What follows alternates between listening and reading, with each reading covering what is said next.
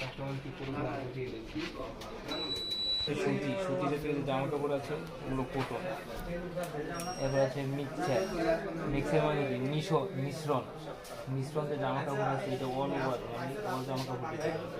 এবার রেপিডেন্স হচ্ছে quick wash, যে 20 মিনিট সময় নেবে কুইক ওয়াশ। কায়দা হচ্ছে বাচ্চাদের যে জামা কাপড় আছে এটা হচ্ছে কায়দা, আন্ডার মানে ছোটো যে জামা প্যান্ট আছে এগুলো। আর উল হচ্ছে আমাদের শীতের পোশাক, যে উল জাতীয় যে জামা কাপড় আছে এগুলো হচ্ছে সিনথেটিক মানে পলিস্টার। আর সিল্ক মানে সিল্ক জাতীয় যে জামা কাপড়। এটা হচ্ছে রিন্স প্লাস স্পিন, এটা ধুইবে আর ধুইবে প্লাস আপনার শুকাইবে। এটা হচ্ছে শুধু শুকাইবে, স্পিন হচ্ছে শুধু শুকাইবে, 12 মিনিট সময় নেবে। আর ওয়াশ মানে এটা শুধু ওয়াশ হবে, এটা শুধু ওয়াশ হবে, স্পিন হবে না।